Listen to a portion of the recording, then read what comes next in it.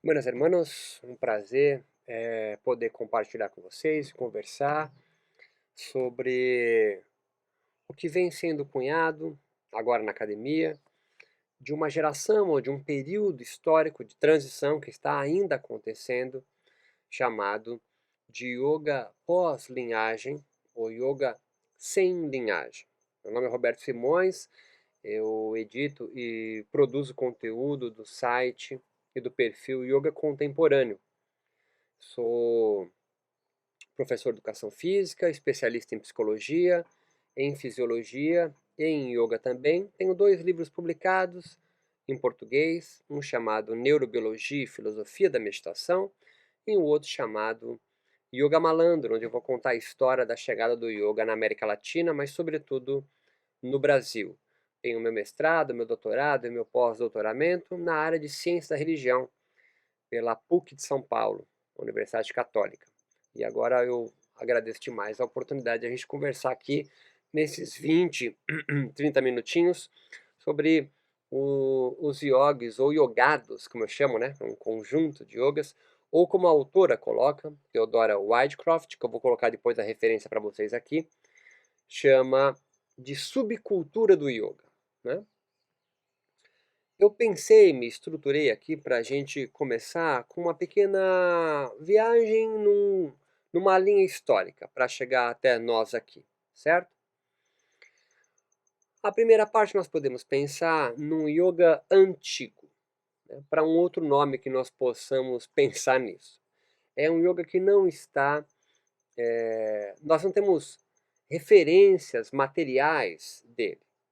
Esse yoga antigo nós temos referência apenas em escritos, em narrativas mais contemporâneas a ele, como os Vedas, por exemplo, que já descreve andarilhos pelas ruas do sul asiático.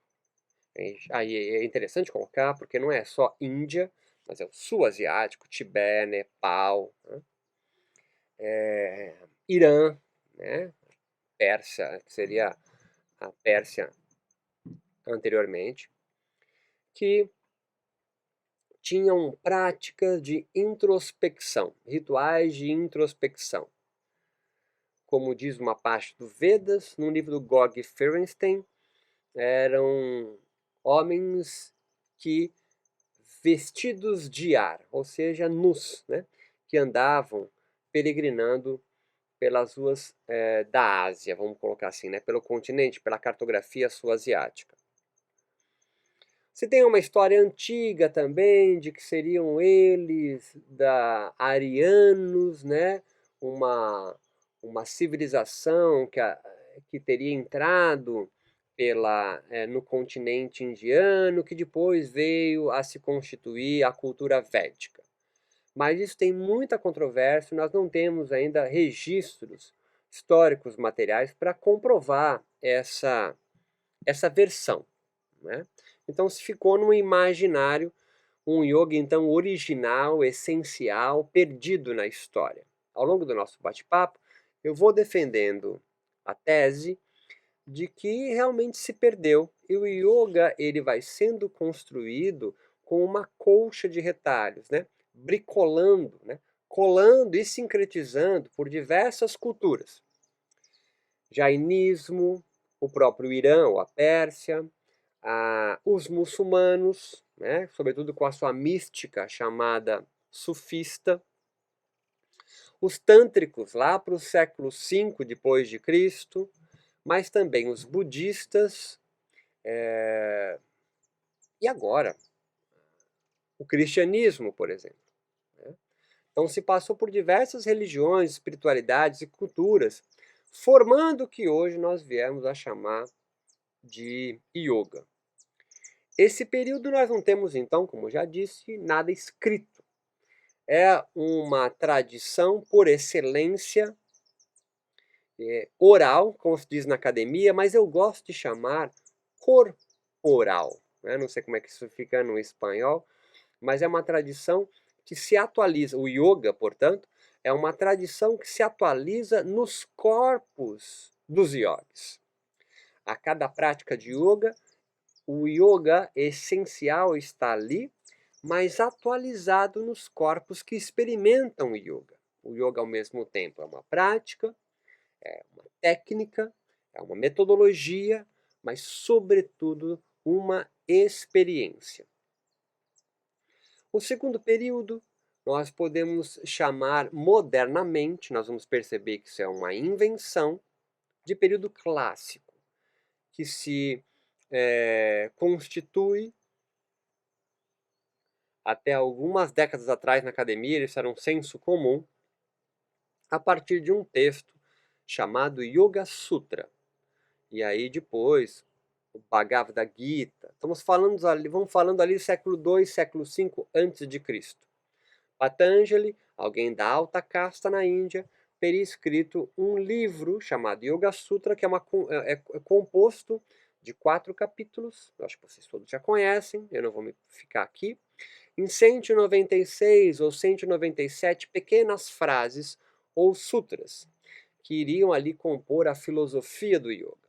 O que nós sabemos realmente é que nesse período, século II ao século V a.C., o budismo vai ganhando força no continente, na cartografia sul-asiática, e Patanjali, um Brahmane, vai escrever então uma espécie de um resumo do yoga para fazer frente à resposta do budismo crescente.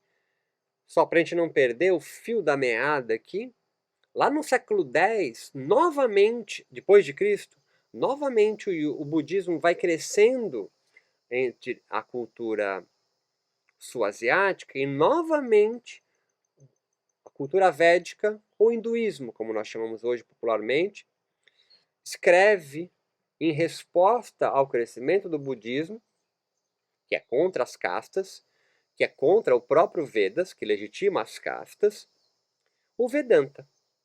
O Vedanta é um resumo do Vedas, o grande livro sagrado do hinduísmo. Ele é um resumo. E foi escrito em 8 versões. Há 8 versões do Vedanta, que tenta resumir o grande compêndio Vedas para os leigos, né? Para que possa ser entendido por uma nova geração.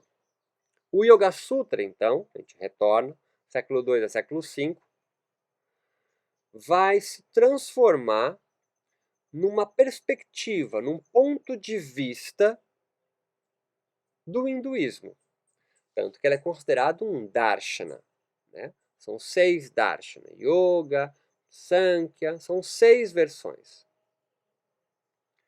O que Patanjali fez então, na realidade, ele pegou uma prática que não pertencia e não pertence à cultura védica, mas o interpreta pelos óculos do hinduísmo. Tanto que o Yoga Sutra é considerado um darshana hinduísta.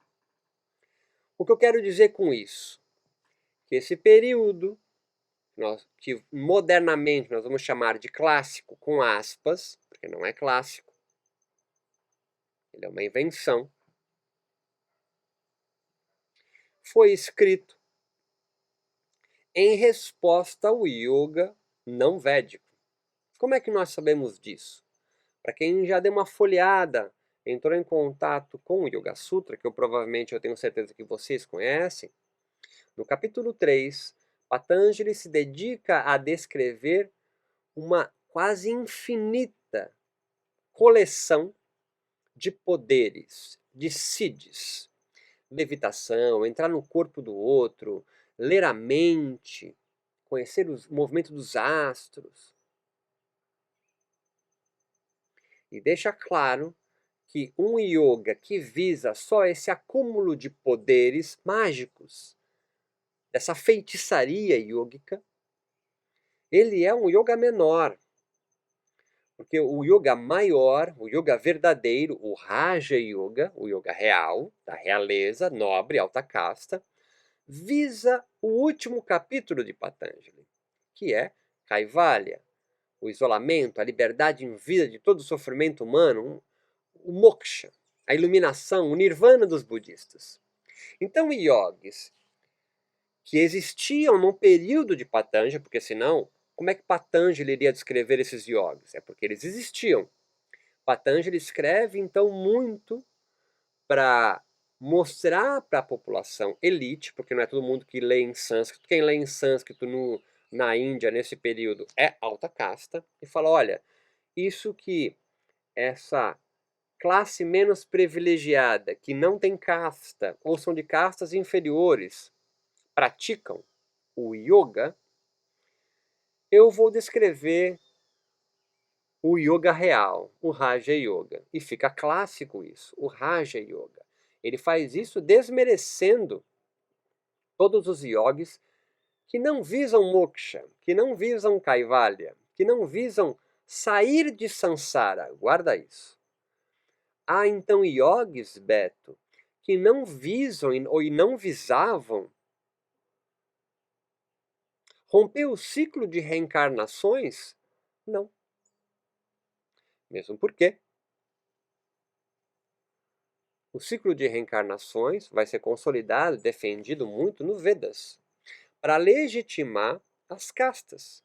Porque se você nasceu numa família brahmane, ou dos guerreiros, ou o que é que seja, é uma vontade divina.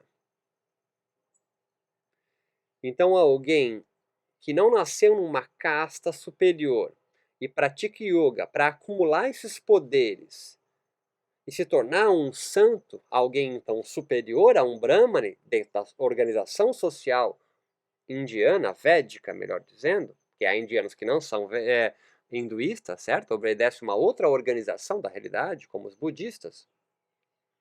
Patanjali vai se esforçar para dizer, estes não merecem atenção. Então, respira agora. Estamos no período clássico do yoga, num livro que é seminal para você, yogi moderno, não é? Que é o Yoga Sutra. Você foi ensinado a acreditar, inculcaram isso em você, incorporizaram isso em você, de que o yoga verdadeiro é o yoga que vem de Patanjali, é o Yoga Sutra, que tem um caminho óctuplo. Penso a não violência, não roubar, a castidade, brahmacharya é ser celibatário. O último niyama, entrega total e consagração da sua vida a Ishvara, a Deus. Vem comigo agora. Essa é só uma perspectiva do yoga. Quantas tem, Beto? São infinitas. Porque a gente pode pensar o yoga pela perspectiva jainista, o yoga pela perspectiva de Patanjali, que é védica, podemos pensar o yoga pela perspectiva budista e diversas outras perspectivas de yoga. Aqui eu já quero que você comece a se confundir, essa é a ideia, esse desconforto, de que não há um yoga original, não há um yoga seminal, não há um yoga essência em qual você pode ir se recolher e buscar então, e resgatar então, um yoga que sempre foi. E não foi contaminado, não foi deturpado no contato com o mundo ocidental ou alguma coisa similar. Porque entenda, essa ideia de que o yoga foi deturpado não é recente. Patanjali já faz isso, sobretudo descrevendo esses yogis no capítulo 3, yogis feiticeiros, yogis xamãs, yogis que buscam a acumulação de poderes como yogis menores. Tanto que você acreditou que o Hatha Yoga prepara para o Raja Yoga, ou seja, há um yoga que é só uma preparação, um aquecimento para um yoga que é real, e esse yoga é o de Patanjali. Dito isso, nós avançamos para um terceiro período do yoga, que a gente pode chamar de período medieval ou pré-moderno. É um yoga, então, que vai se formular, sobretudo, a partir do século X, tem a sua ascensão no século XV e começa a declinar a partir do século XVI ao XVIII, que é, não por coincidência, quando a Companhia das Índias Orientais se estabelece na cartografia sul-asiática. Portanto, podemos pensar, a Europa funda a sua primeira torre de vigilância e punição a tudo que não se assemelha ao que eles entendem como civilizatório. E aí, para quem pegou a referência, estamos falando de Foucault, Vigiar e Punir. Uma marca de um período que vai surgir depois, que é o nosso, o yoga moderno. O yoga moderno vai se especializando em vigiar e punir todo tipo de desvio de uma régua imaginária, moralista, conservadora, que eles consideram como o bem, o certo, o moral, o correto do yoga. E qualquer desvio, ele tem que passar por um processo de purificação, de desintoxicação, que vai ser construído por uma mediação entre eles, os selvagens, e nós, que já fomos depurados.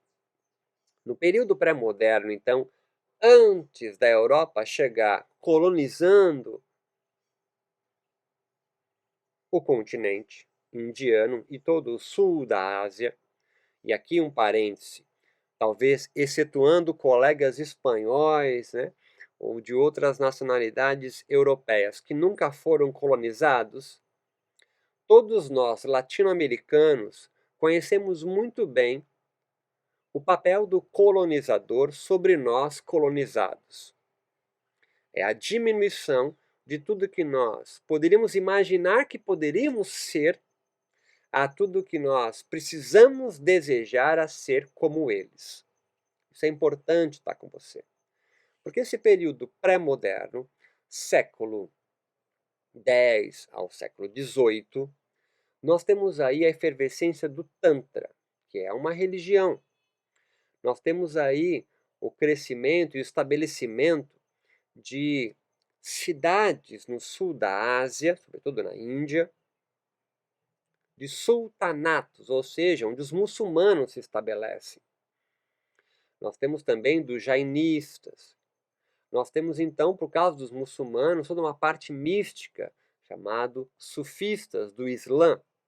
Mas também, algo muito importante, o budismo, que nasce no continente sul, que nasce na cartografia sul-asiática e vai ganhando corpo, só que ele é expulso da Índia por não aceitar o Vedas e vai se ramificar no Japão, na China, Nepal, Tibete. E o budismo vai sofrendo diversos sincretismos. O budismo, se nós pensarmos na figura inicial, Buda, Siddhartha Gautama, o Buda histórico, ele é um hinduísta de alta casta, que se dedica à prática daqueles yogis do Patanjali, do capítulo 3, mas que tem um vislumbre, uma sacação, uma ideia diferente sobre como o mundo poderia se organizar. Então ele inventa 4 nobres verdades. Quando eu falo inventa, não significa irreal. Ele inventa, mas é real. Como o id, o ego e o superego de Freud. Onde eles estão? Se você apontar para a cabeça, você está fazendo isso de forma inconsciente, porque te encucaram. Porque eu não sei onde está o id, o ego e o superego. Eu não sei nem se a consciência está nesse órgão cérebro. Vem comigo, não se perde. Eu quero dizer que o id, o ego, o superego de Freud, ele existe, mas não existe. Ele é inventado para nos ajudar a compreender a natureza humana. Da mesma forma, o budismo, os diversos yogas que vão surgindo, são um construto entremeado do contato de yogis, de humanos, então, com a sociedade e também com outros não humanos, que vão compondo os yogas que nós conhecemos. Então, nesse período de intensa efervescência do yoga, alguns estudiosos, como David Gordon White, vai deixar claro que é nesse período pré-moderno que o yoga se estabelece, ganha força como yoga mesmo, né? O yoga como nós vamos conhecendo, com posturas respiratórias. Surge então com realmente mais pujança, em maior número, os especialistas em yoga, né? Os yogis. Nascem então os yogis tântricos, e do Tantra nós vamos ter a junção com budistas tibetanos e o nascimento de uma outra ordem religiosa espiritual yógica chamado Natas. Mas nós também temos os Nagas, os Agores, os Kapalikas, Aranyakas. Nós temos diversos outros que nós vamos chamar de Sampradaya, de linhagens espirituais que se confluem, se encontram e se distanciam. Eles não estão afastados, mantendo a tradição corporal do yoga lá de trás. Eles são altamente mágicos, feiticistas. Nesse período pré-moderno, então, é onde se estabelecem escrituras como Hatha Yoga Pradipika, o Giranda Samhita, Shiva Samhita e tantas outras escrituras importantes. Só que esse período pré-moderno, eles estão envoltos, os yogas, os yogares e os yogados, muito mais com a expressão artística. E aqui é importante nós diferenciarmos filósofos, artistas e cientistas, que vão surgir só depois, né? Vai surgir na modernidade. Um filósofo é aquele que se esforça para criar conceitos para compreender o mundo. Um cientista é aquele que estuda criando funções para o objeto investigado. Por exemplo, eu vou investigar qual a função do Trikonasana, do Ujjayi, do Trataka, enfim, das práticas do yoga. Filósofos do yoga inventam conceitos. O Patanjali era um filósofo. Desenvolveu o conceito do samadhi, dos kleshas, os obstáculos do yoga, de Maya. Não que Maya inventou com Patanjali, claro que não. Mas ele se esforça, se esmera ali para deixar bem claro o conceito disso. Agora, os artistas, por outro lado, eles não estão preocupados em criar funções para o que estuda e muito menos inventar conceitos. Artistas se esmeram para transformar seus corpos, para aumentar sua superfície, sua porosidade, para afetar e ser afetado pelo mundo. Artistas, então, eles estão produzindo afetos e permitindo-se ser afetado por outros corpos em relação, que é o que acontece quando você vai ver uma exposição de quadros, vai num conservatório ouvir uma sinfonia de Bach.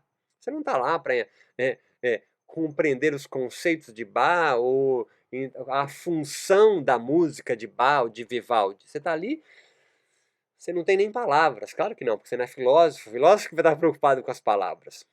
Vem comigo, volta comigo agora. Esse período medieval, então, de efervescência do yoga, está muito mais ligado à composição de compreensão yógica do mundo pela via artística. Eles eram poetas, eram dançarinos, eram e são músicos, pintores, e não filósofos ou cientistas, como hoje nós, na modernidade, nos imaginamos ser.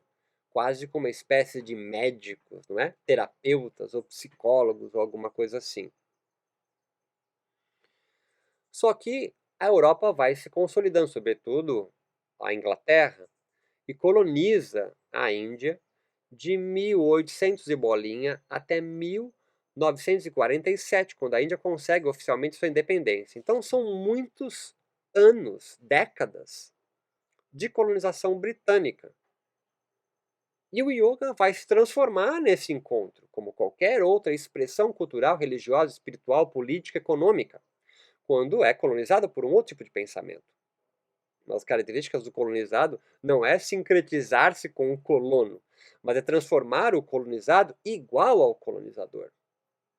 Tanto que grande parte da América Latina, colonizada pelos espanhóis, fala espanhol. E o Brasil, colonizado por portugueses, fala português. Né?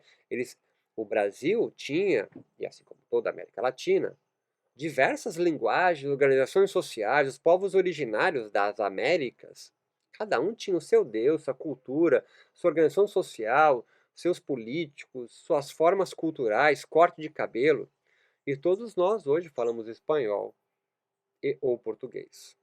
E nos parecemos muito com o colonizador. Na verdade, a gente começa a desejar ser como o colonizador. Vai para o yoga, a mesma coisa.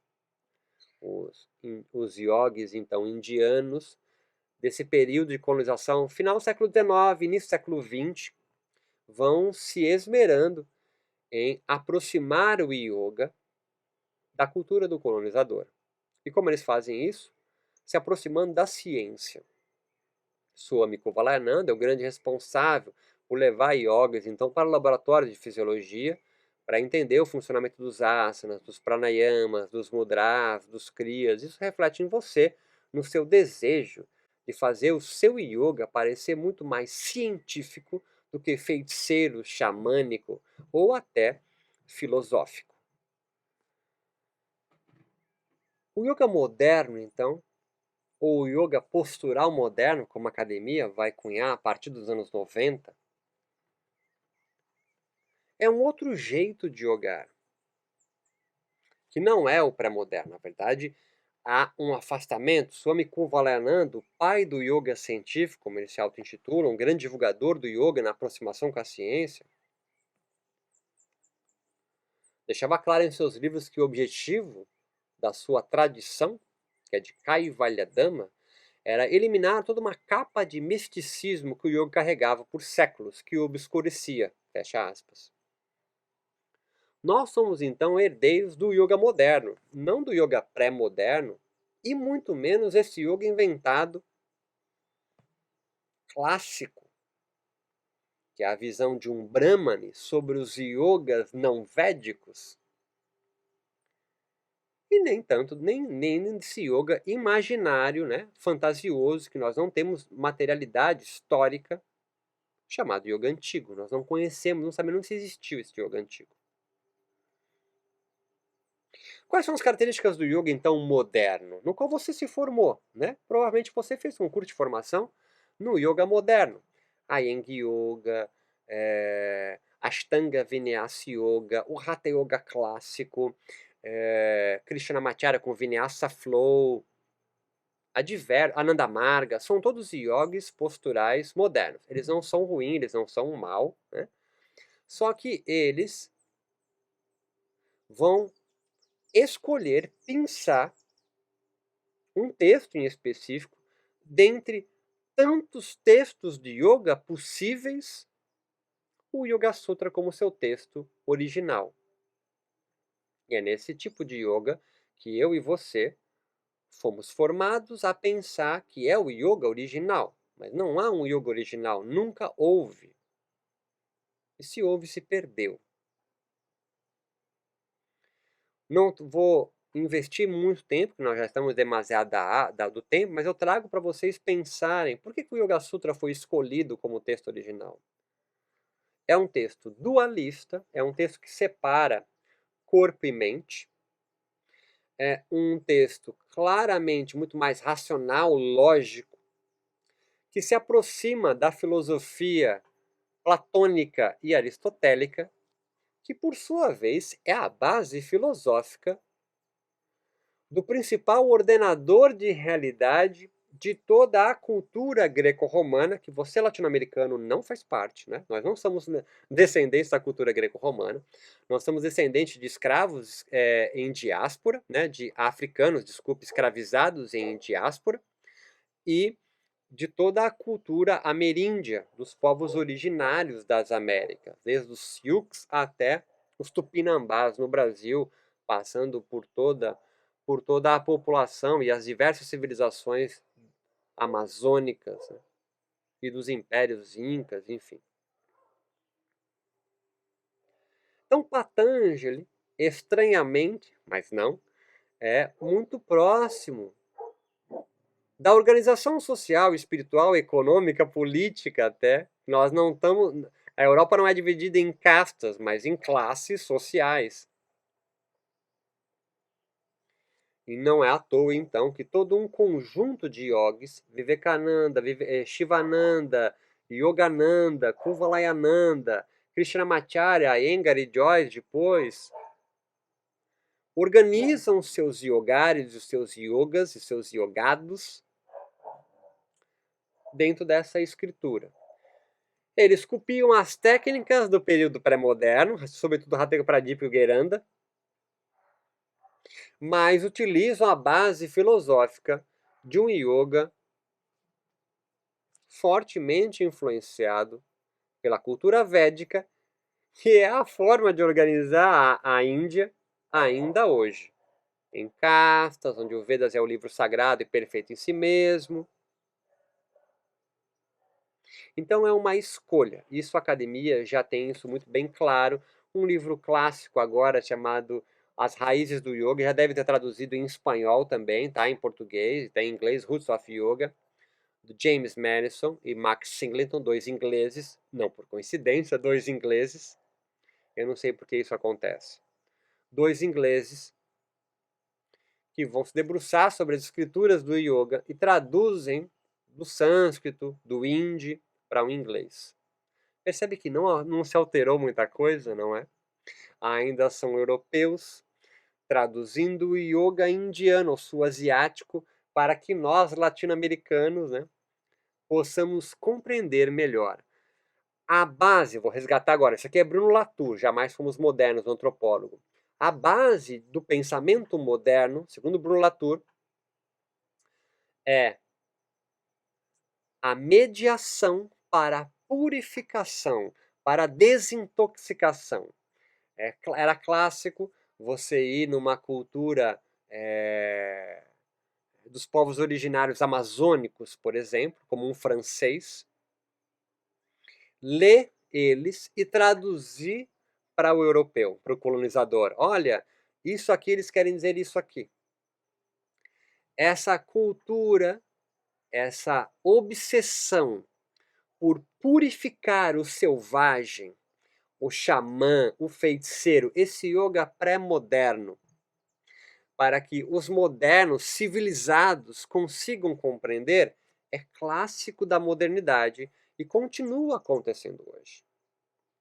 O yoga postural moderno, podemos pensar que se inicia a partir de Vivekananda, discípulo de Ramakrishna, porque ele é o primeiro a sair do continente sul-asiático e vir para Boston, nos Estados Unidos, no primeiro Parlamento Mundial das Religiões, em 1893 ou 97, onde ele vai descrever pela primeira vez o yoga. E ele é um dos primeiros a começar a fazer palestras dizendo que os nadis significam sistema nervoso simpático e parasimpático, já que um nadi é o sol e esquenta, o outro nadi é lua e esfria. Então é óbvio que é o que vocês entendem como sistema nervoso, vocês, né, ocidentais, entendem como sistema nervoso simpático e o parasimpático. Ele é o primeiro a associar, por exemplo, os chakras com as glândulas endócrinas, pela disposição corporal. Ele é o primeiro também a começar a pensar o yoga como uma terapia, né, para cura, diminuição da ansiedade, nem era ansiedade, mas estresse, alguma coisa assim. Essa ideia, então, que você tem de yoga, ela é moderna. Ela não é a ideia do yoga. Então, tem um artigo muito bacana, David Gordon White, que chama Yoga, a breve história de uma ideia, né? O yoga como uma ideia. O yoga como uma ideia. São várias ideias e algumas foram esquecidas ou foram decididamente não lidas. Não é? Não tem um curso de formação do Yoga Gori. Os caras andam, são canibais, eles andam com crânios, né? Fazem práticas de yoga em cemitérios. São muito mais xamânicos, feiticistas, do que mokshinianos, né? Não são yogis que visam moksha. Lembra os yogis do capítulo 3 de Patanjali? Então, esses yogis ainda vivem hoje.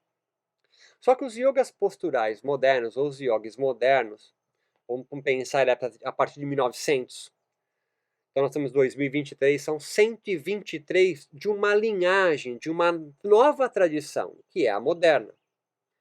Ela veio produzindo muito menos iluminados no yoga, mas uma lista gigantesca e que não para de crescer de abusadores sexuais, abusadores psicológicos, abusadores financeiros e que vem construindo ou vem operando num sistema hierárquico, onde eles detêm o poder e os de baixo devem obedecê-los. É o que eu chamo de você ser contraído no yoga por uma dívida infinita.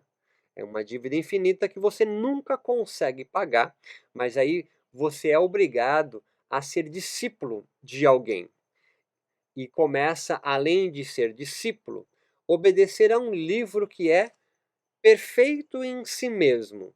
Um livro que é perfeito em si mesmo, um livro então que é atemporal, um livro que é perene, não se modifica, tem a sabedoria de todas as civilizações. Gente, isso é a Bíblia. Um livro do yoga que é perfeito é um livro que não é questionado. Então ele está muito longe do afeto filosofia e ciência e está absolutamente colado no afeto teologia. O yoga moderno, então, foi se aproximando muito mais de características de uma igreja, de seitas, de cultos e de líderes espirituais. Não todos, claro que não, mas que abusaram da sua autoridade e foram, vai que eu vou avançar indo para o final agora, foram perdendo a sua credibilidade. Uma nova geração de yogis vem surgindo, agora não mais sul-asiáticos só, mas sobretudo yogis norte-americanos, yogis europeus, mas também latino-americanos, que já se percebem claramente criticando a autoridade que antes era infalível, porque esses yogis foram perdendo a credibilidade, esses yogis posturais modernos. É o que, então, como já disse no comecinho, uma pesquisadora chamada Theodora Whitecroft, que é inglesa, produziu uma tese de doutorado em 2020, 2018, que são os yogis sem linhagem ou yogis pós-linhagem. Não são anti-linhagem, mas são yogis já cansados. Um nome que eu dei na minha dissertação de doutorado, sem conhecer essa tese, foi de yogis nômades. Eu identifiquei yogis sedentários, aqueles yogis bem ortodoxos, sedentários porque eles se deslocam muito pouco, né? Eles não têm movimento, por isso sedentários. Aos yogis peregrinos, que estão sempre saindo do ponto A em busca do ponto B, estão sempre peregrinando, mas nunca chegam em lugar nenhum. Provavelmente alguns de vocês. Dificilmente alguns de vocês é um yogi sedentário. Talvez esse yogi sedentário em geral não consegue me ouvir por mais de 5 minutos. E geralmente é o mais ortodoxo, um super conservador. O yogi nômade é um yogi que se desloca, mas onde tudo é ponto B. Ele não está saindo do ponto A em direção ao ponto B. Ou seja, um yogi sem nenhum conhecimento para um yogi iluminado. Né? É um yogi que já percebeu que ele já é perfeito em si mesmo, ele já é pleno, mas precisa se autoconhecer. E autoconhecer-se para esses yogis sem linhagem é uma nova forma de yogar que está em transição ainda, ele está acontecendo. Talvez alguns de vocês se identifiquem com esse tipo de yogar, mas não sabem ainda o que são e se sentem absolutamente deslocados, né? Descolados da realidade yógica dominante, altamente comercial, mercantil, marqueteira. São yogis, então, que têm características contemporâneas. Esse é o último espaço. Temos os yogis antigos, os yogis pré-modernos ou medievais, os yogis modernos, que é o que você se formou com certeza, e vem chegando uma nova geração de yogis. São os yogis contemporâneos, ou, se nós quisermos imitar um conceito de Nietzsche, são yogis extemporâneos, para fora da contemporaneidade também, são yogis ahistóricos, Por que ahistóricos ou extemporâneos ou sem linhagem, Beto? Porque são iogues declaradamente, assumidamente mestiços, né? São iogues, então, brown. São iogues muito próximos a nós latino-americanos, que somos um sincretismo de africanos escravizados em diásporas, povos originários, pueblos, Yucatán, Pachamama, Durga, Shiva, com todas as divindades dos orixás africanos. E nós transitamos por entre eles sem nenhum tipo de problema. Yogis sem linhagem são aqueles com um altar onde Pachamama divide espaço com Shiva, com Durga e com Iemanjá, não é? E pode ter Jesus Cristo lá também, nós não temos nenhum problema com isso. Os yogis sedentários ou conservadores, não. Esses são aqueles que o mantra só funciona se for cantado igualmente, ele aprendeu do mestre dele. Eles não são um mal. Nós temos que fugir dessa dualidade, desse maniqueísmo. Mas os extemporâneos, os yogis sem linhagem, os yogis mestiços, eles transitam, por ser nômades, por todos os territórios, sem perder a sua própria singularidade. E aí aqui, para a gente acabar, eu quero trazer algumas características dos yogis sem linhagem, ou dos yogas sem linhagem. Há uma prevalência nas suas práticas baseada em pares. Nunca na hierarquia, porque eles criticam e condenam a hierarquia do mestre, passando para os discípulos, alunos, que vem do latim a negativo, luno, luz, aquele sem luz. Eles criticam essa hierarquia, onde os professores aprendem um com os outros e os alunos são incentivados a uma prática individual, não individualista, mas singular. O papel do professor e dos alunos não são atribuídos, mas levemente mantidos por vez.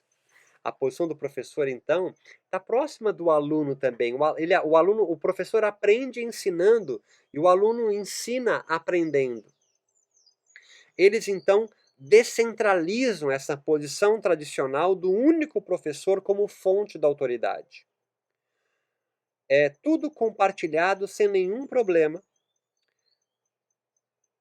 com ou sem afiliações de linhagens, hierarquias de ensino, não tem supervisão burocrática ou devotos autorais de uma marca, de um tipo, de um brand de yoga. Entre eles parece que há uma forte aproximação com as artes, com o corpo, mais do que a filosofia intelectiva, racional, produtora de conceitos e da ciência secular. Porque eles sabem que se o yoga se transformar totalmente em ciência, isso reduz e diminui o yoga. E o yoga mantido como dança, cantos, rezas, técnicas xamânicas e feiticistas, alarga. Então a yoga sem linhagem, eles visitam a ancestral, o antigo, mas atualizando isso no presente para inventar futuros impossíveis para o yoga. Os yogas sedentários não. Eles rejeitam a modernidade, mas acreditam que é possível trazer o passado imaculado para ser construído de novo no futuro, o que é um delírio. Há a presença de altares com múltiplas divindades, como a gente diz, representações divinas.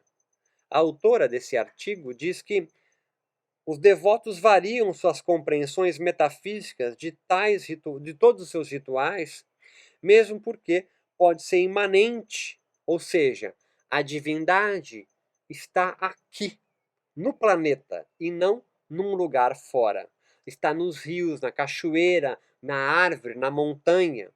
Então Shiva, Hanuman, Pachamama, Iemanjá, Chapires ou Pretos Velhos, eles estão no oceano, nos mares, na terra, no céu, nos raios, e não num moksha tipo céu cristão. Eles são, então, muito próximos do que nós chamávamos antes de Bhakti Yoga, yogis devocionais, sendo um aspecto vital para essa, a palavra da autora agora, subcultura do yoga em transformação. Eles negam completamente as linhagens ou mesmo esse orientalismo, essa ideia de renegar quem somos para tentar parecer orientais. E não tem nenhum tipo de problema de identificar o yoga com a África, com a cultura dos pueblos, com a cultura afro-indígena, ameríndia, misturar com cacau, ayahuasca. Não há nenhum problema nisso. Não é obrigatório, mas eles também não têm nenhum tipo de problema. E volto a reforçar, eles não são anti-linhagem, mas eles criticam e não aceitam uma hierarquia vinda de cima para baixo. Essas práticas são ensinadas em espaços que são porosos. Eles permitem, então, troca de informação, de cultura. Há, então, uma ecologia espiritual. Uns com os outros, à medida que a música, a dança, o instinto, a linhagem e até mesmo uma comunidade suavizem suas fronteiras para se encontrarem. As práticas que eles compartilham livremente mostram evidências dessa diversificação de fontes que oscilam, transformando as suas próprias práticas numa espécie de autoaceitação de quem são.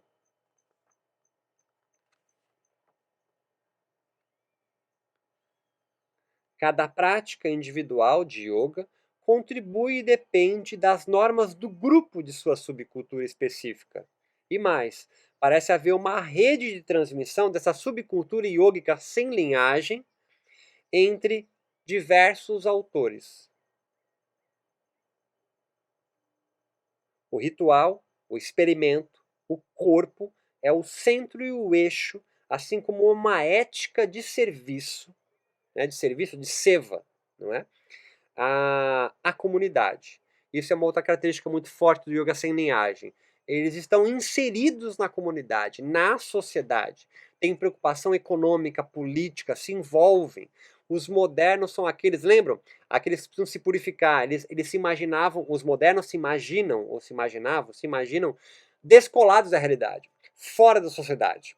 Qualquer tipo de discurso dentro do yoga, político, econômico, é como se fosse uma coisa densa, não fosse à altura do yoga, como se os yogis pairassem sobre a sociedade. E isso vai se desconstruindo nessa nova forma de pensar, agir e praticar o yoga, que eu chamo de yoga nômade, essa autora chama de yoga sem ou pós-linhagem. Eu espero que esse nosso bate-papo possa ter contribuído para alargar a nossa possibilidade de conhecimento e de pensar sobre nós mesmos. Eu fico aqui aberto, vou deixar meu e-mail aqui embaixo e meu Instagram também para a gente conversar. Vocês podem escrever suas dúvidas, perguntas, referência de alguma coisa que eu não consegui subir com esse vídeo para vocês, que eu fico de prontidão para responder, para conversar, podemos até marcar um call para poder, ao vivo, conversar um pouco melhor. Tento falar mais pausado, para ver se meu português fica mais entendido a todos vocês. Agradeço demais, muito obrigado pela paciência e pelo carinho e generosidade de abrir esse espaço para a gente poder compartilhar um pouco mais sobre yoga. Muito obrigado e até o próximo encontro.